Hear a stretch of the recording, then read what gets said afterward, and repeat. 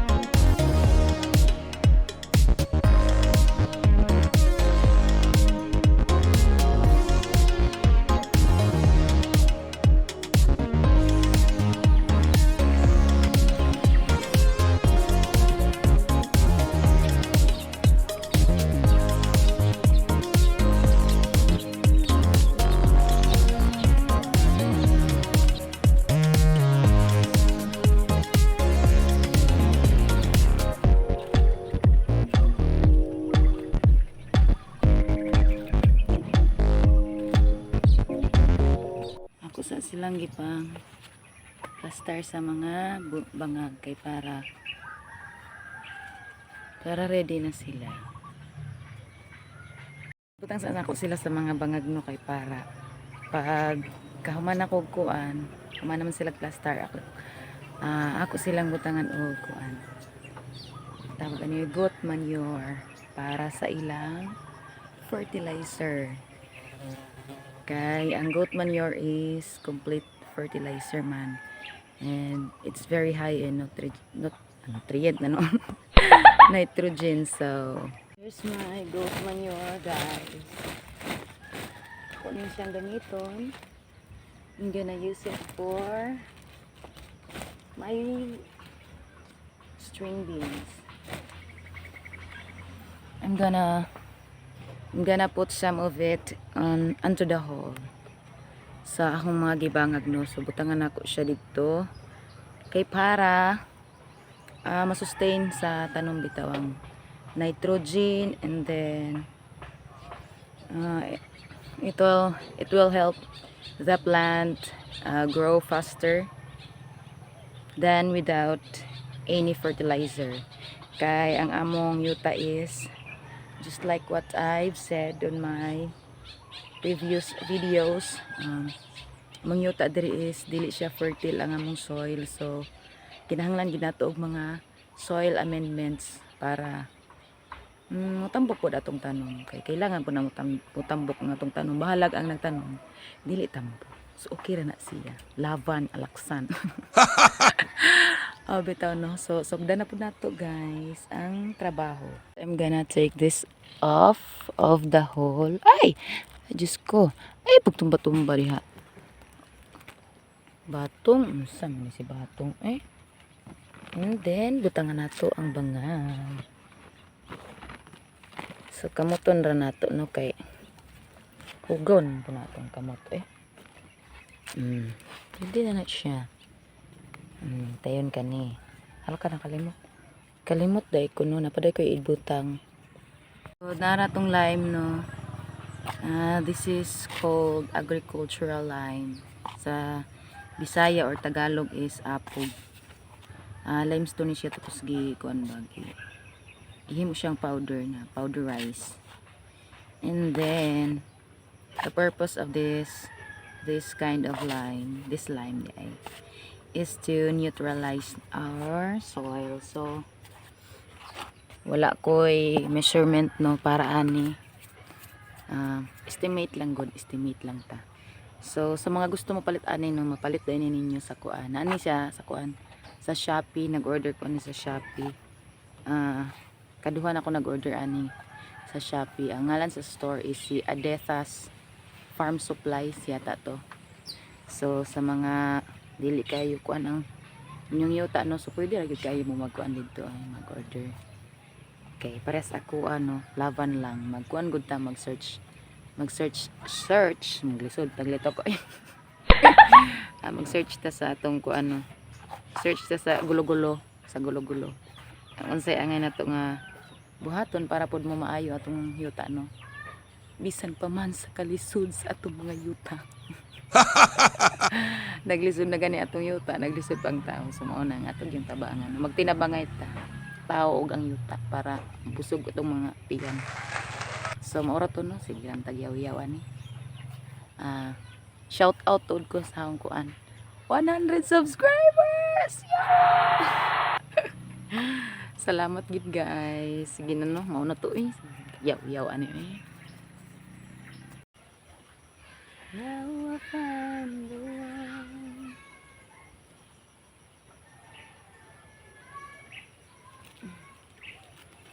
So, ang pagkuha na ko ani no, gitanom na ko siya sa kuan.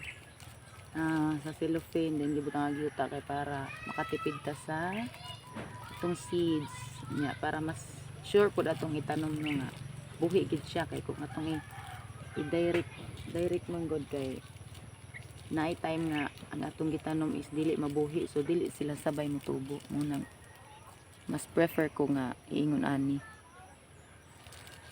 So bahalag ko te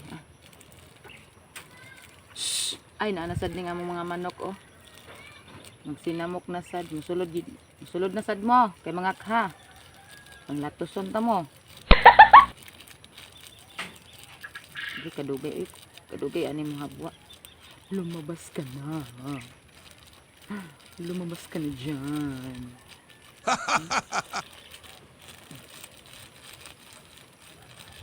Finally, it's magic. Finally, it's magic. Murag ikapoy ang baton eh. Ay, kapoy diha tong.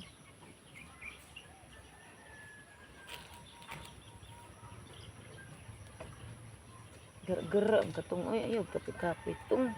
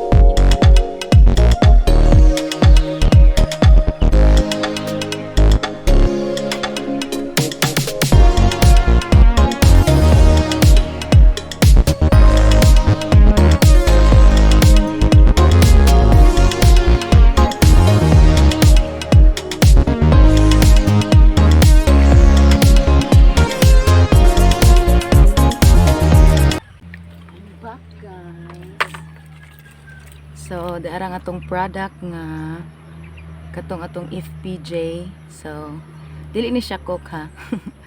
Coke lang sudlanan, recycle ba. So ako ni siyang gamiton no, inigbisbis na ako sa akong mga bag-ong gitanom. So padayon lang ta guys.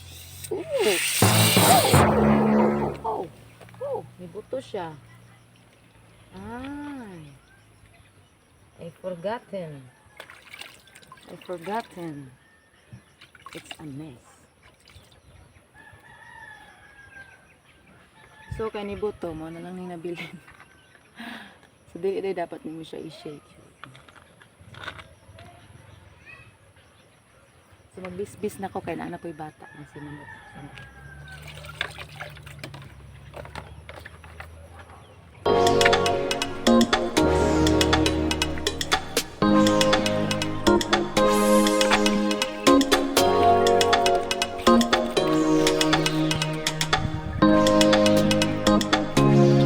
Human ako bisbis sa akong mga tanong guys. I already watered my new planted veggies called string beans. So that's it for today guys. Ang video karon nga adlaw guys, I hope nga nalingaw mo o kunta na mo'y makatunan sa akong kuan. Na mo'y makatunan sa akong video karon nga adlaw og thank you sa mga padayon nga nagtan-aw sa akong videos. Thanks for always viewing my videos and I hope nga padayon mo magtan-aw pagyud siya.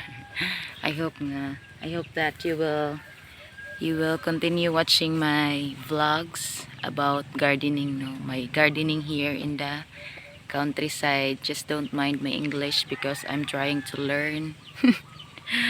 I wanted to learn more just to get to get used to speaking English. So moro to guys, no, nahimong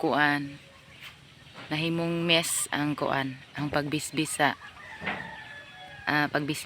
kuan, ang tanom og kuan FPJ, which is cold fermented plant juice, no, as our source, another source of nitrogen. Though nagbutang ko og kuan goat manure, but I think it'll do better. It'll do better with some fermented plant juice because it has a very high amount of nitrogen. So up here guys, I got some dirt in my hands and my fingers is a bit shaky. So very dirty. Hi. So that's it guys. Thank you for watching, no. Shout out to my 100 subscribers. So ingon ana na siya, no, ingon ana na siya kagamay sa uban, pero sa ako nalipay nako kay niabot ko og 100 subscribers, no, nga wala ko nagdahom kay taud-taud na pud ko nga wala nag-upload og video. So thank you so much guys. I hope nga padayon mo magtan-aw sa mga video. God bless you all. I love you all.